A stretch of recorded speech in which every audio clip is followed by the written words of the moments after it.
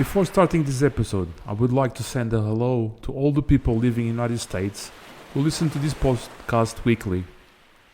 I sincerely hope you feel more motivated to live life with more joy and purpose. Thank you so much. So let's start with today's episode. A few days ago, I watched a trailer for a film about the life of Jesus Christ. It was specifically about Jesus being brought before Roman authority of the time. I'm not sure it was Pilate, because he was preaching throughout Galilee. Jesus was taken by one of the Roman guards to this Roman authority, let me say it like that. In the trailer, this guard was a tall, muscular fellow, the type of guard who would protect such an important figure of the kingdom.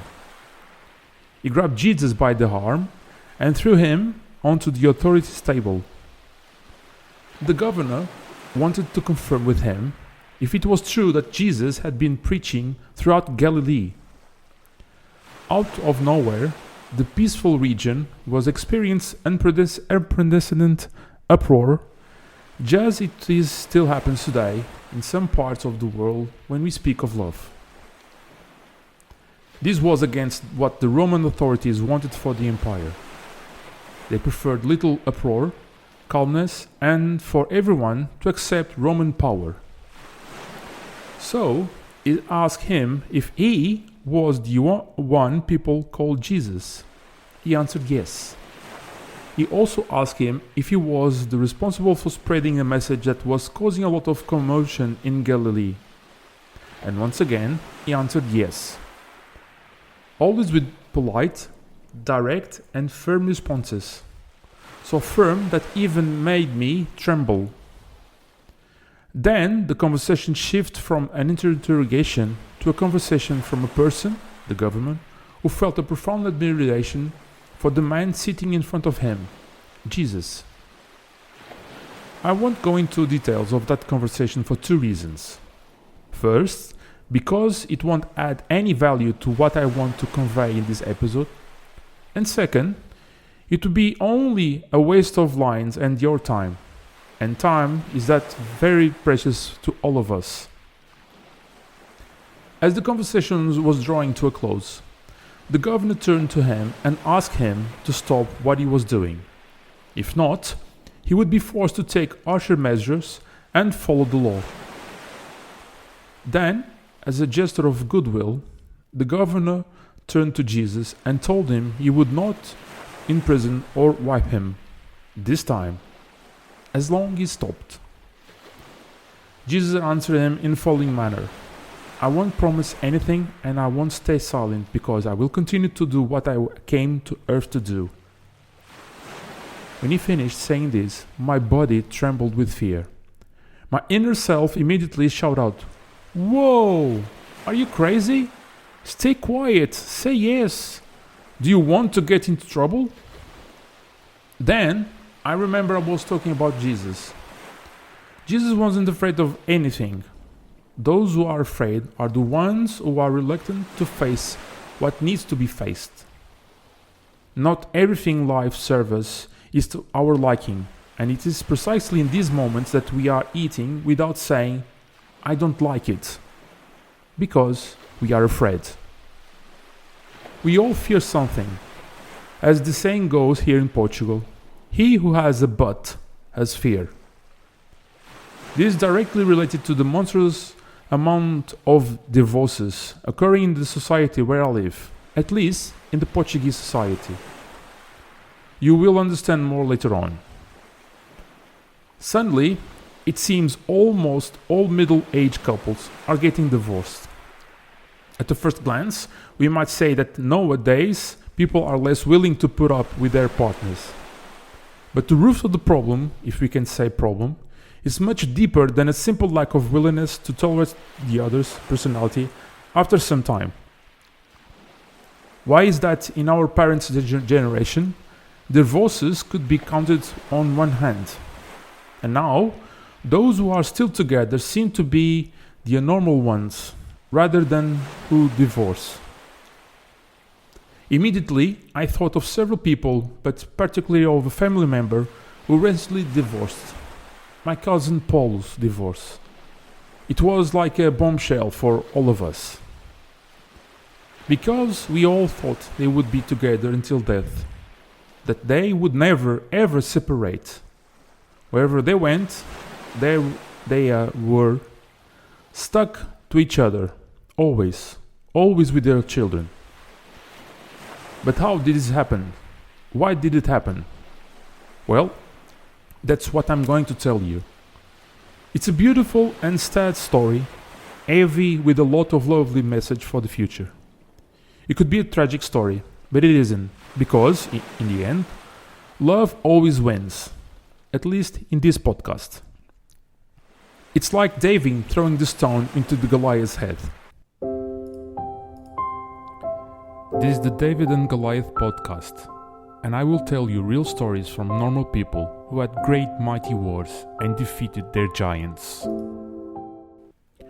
I met Joanna here in Funchal, back in school. We had mutual friends, said Paulo when he started talking to me a few months ago, shortly after I heard about the divorce. After school, here in Funchal, I went to study in Lisbon and she went to Porto.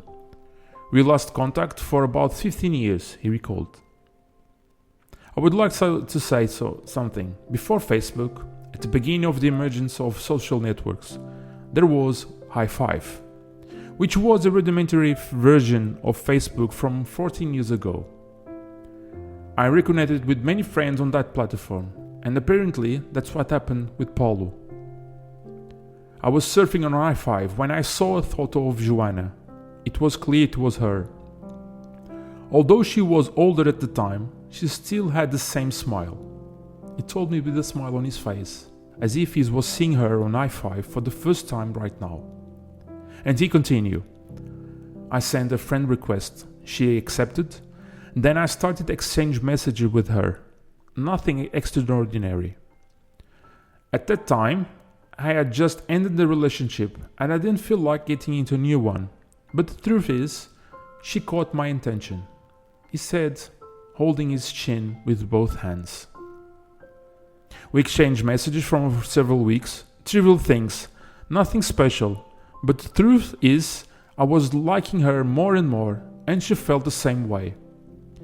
Eventually, I invited her for a coffee. She said yes, and off we went. It must have been a very nice meeting because he told me this with a smile.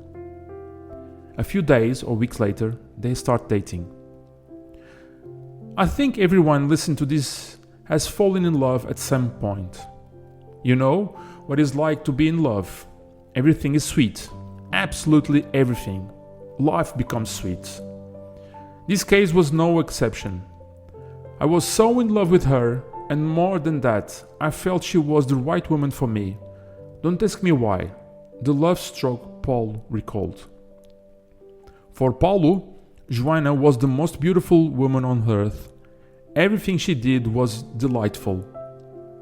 You know, everything was so perfect about her because everything she did or said was so magical, so sweet, so incredible perfect. She was the most beautiful person in the universe and beyond.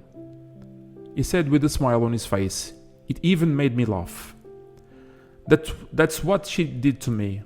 And the same happened to her. How did I manage to have something so perfect in my life? It was really incredible.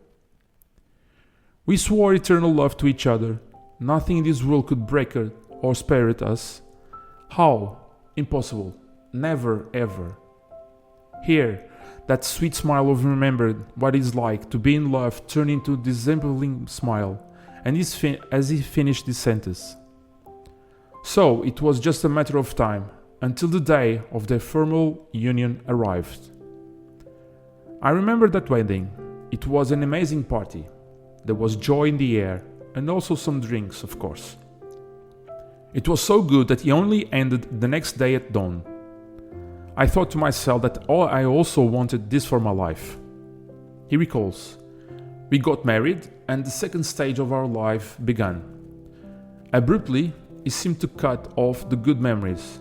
and it felt like we were about to return to the permanent feeling he had at that moment.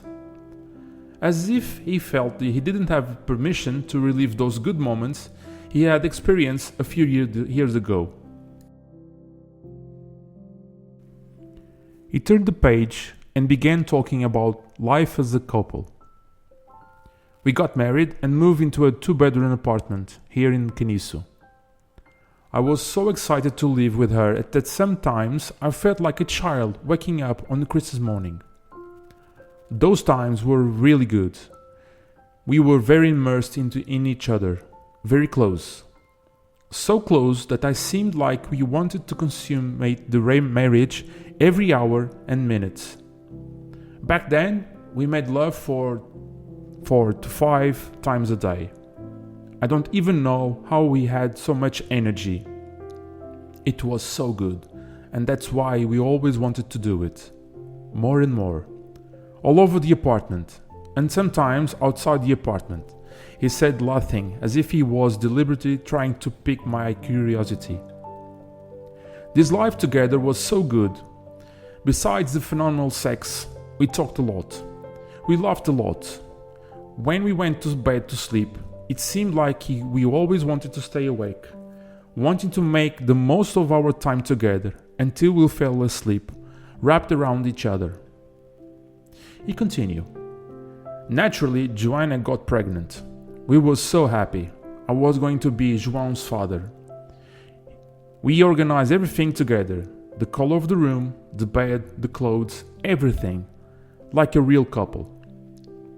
But it was also around this time that the first arguments started to appear. My job was very demanding, and there were times when I came home late. When this happened, Joanna would fume inside. I didn't notice until we had an argument. It seems that was when Paulo noticed that the sweetness has just left the young couple's life. She was visibly irritated and started asking if those were appropriate hours to come home, especially leaving a pregnant woman alone at home.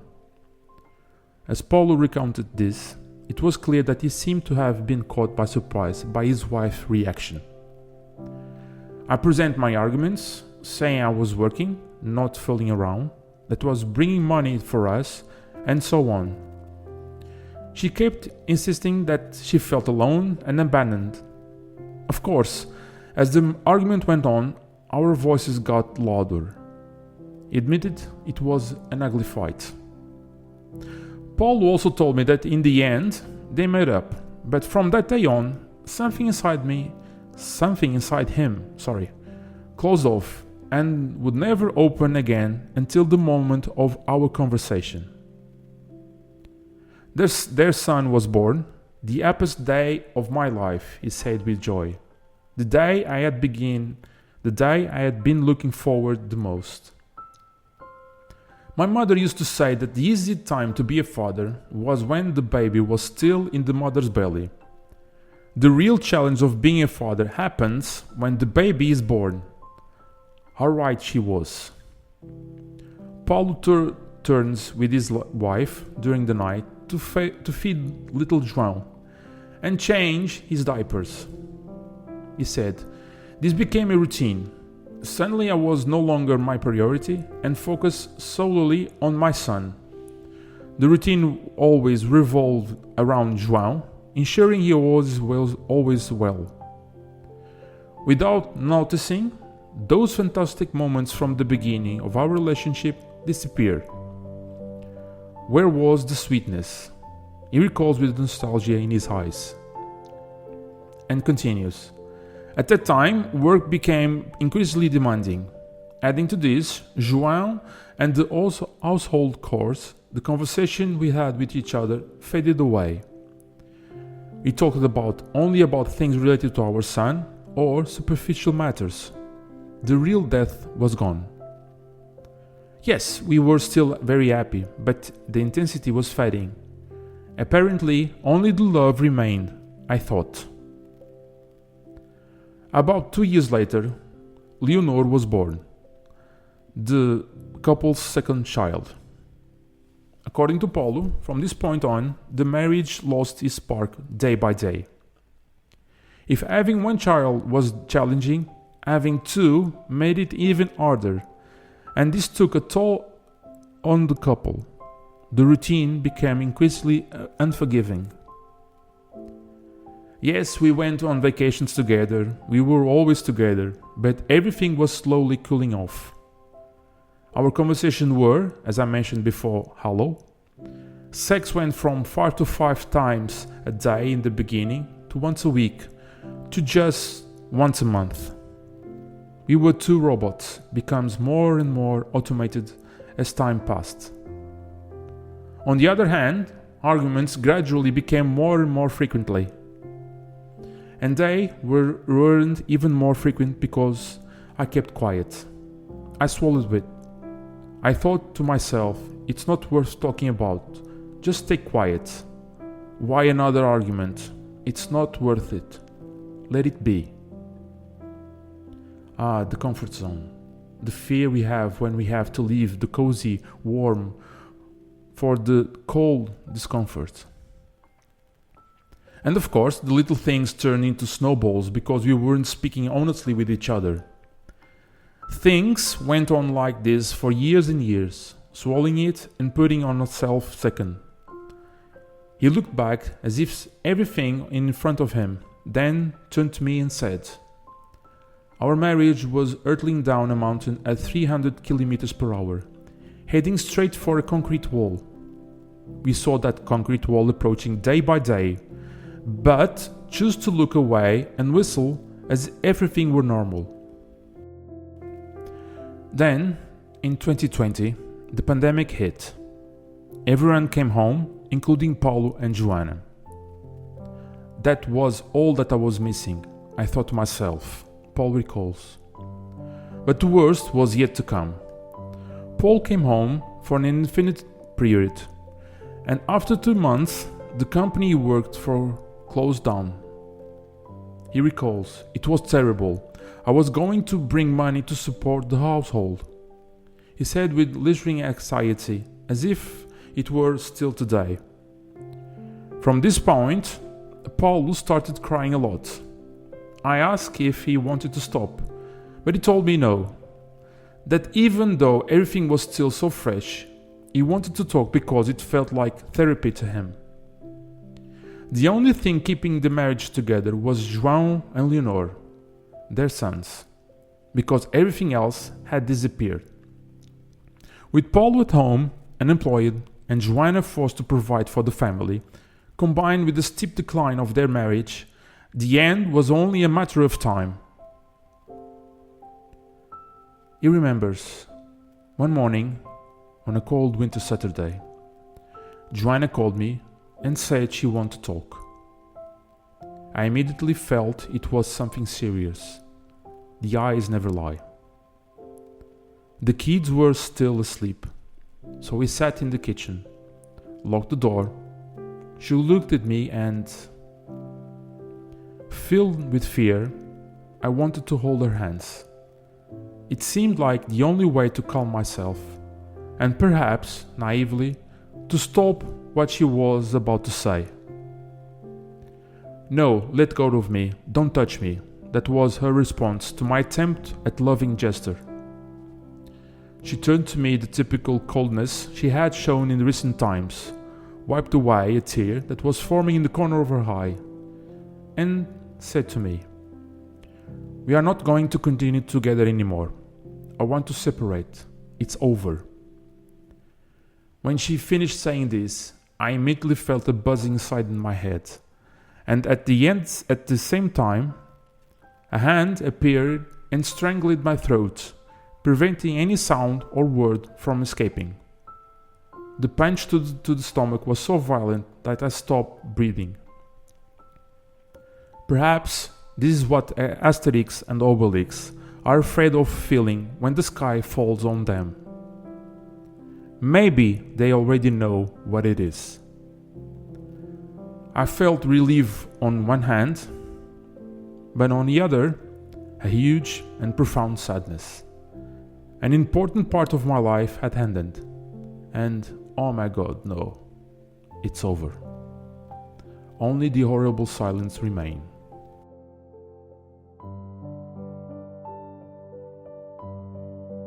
How do you go from a state of wonder to something morbid and sick, like the skin of an old man dying? How does a person go from being the center of our world to becoming one of our main enemies? How is it possible to start hating someone who till a few years ago was the love of our life? How is it possible? These were the questions I asked myself for so long, not only because of Paulo's case, but also looking at my own. How many times do I wonder when, in my case, my marriage started tumbling down the mountain? I sincerely tried to find the turning point, but I couldn't pinpoint it. Just as it happened with me, I'm sure that in Paulo's case, it was when he started swallowing what he didn't like. I even asked him why he didn't talk to her more when those little moments of discomfort arose. His response was, because she didn't understand or didn't want to understand my side, because she thought I wasn't attacking her, because I suppose she thought I was a spoiled child, because I had to adapt to everything without making waves or causing confusion. In the beginning, Paulo left notes about how much he loved Joanna, how important she was to him. He covered her car with "I love you" post-its, affection for each other. He told me that it's supposed making sense. When I swallowed all of that, when I put myself in second place, when I started to find all of this so stupidly normal, he said with tears in his eyes. How do we manage to turn love into a slap, into war? Why can't we speak and listen with love? Why everything is defensively, as if everything was a personal attack? In light of all these questions, yesterday my definition of marriage came to my mind, and I would like to share with you. Marriage is where I feel on heaven, because you are by my side and I'm by yours. I will help you with your weakness, and you help me walk on coal. We go together to hell and back.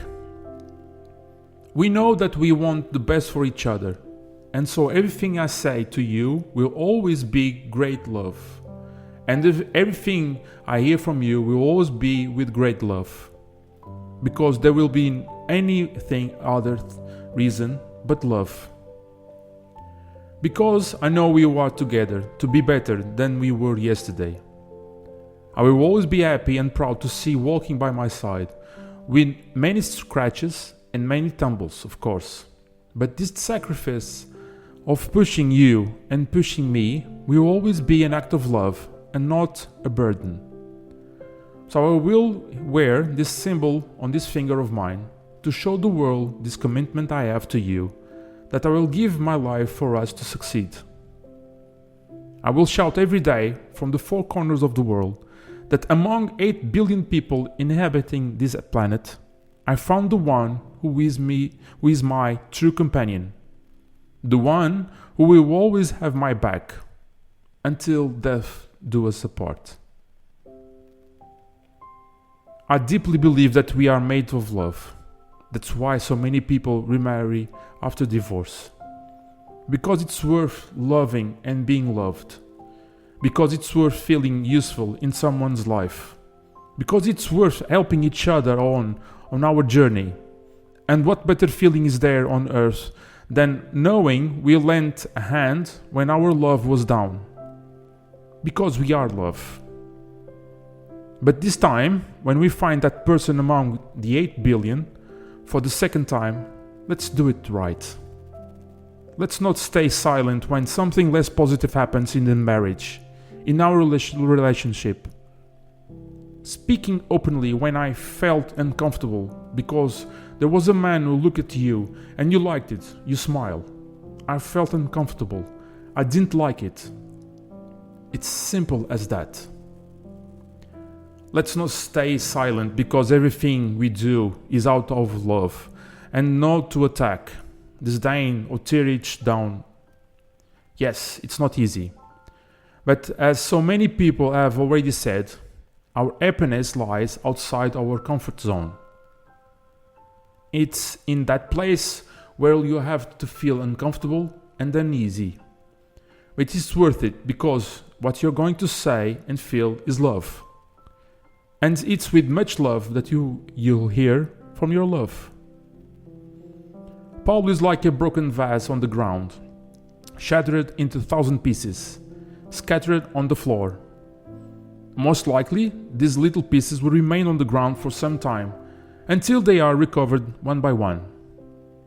The advice I gave to Paulo was to hold on to the people who are dear to him. When he's with him, he feels a deep love, so deep, to the point of imagining that it will be at the last time he'll be here in their company. This is how I lift up myself. This is how we will become an even more beautiful vase than he is. Why do we separate? Because we are afraid.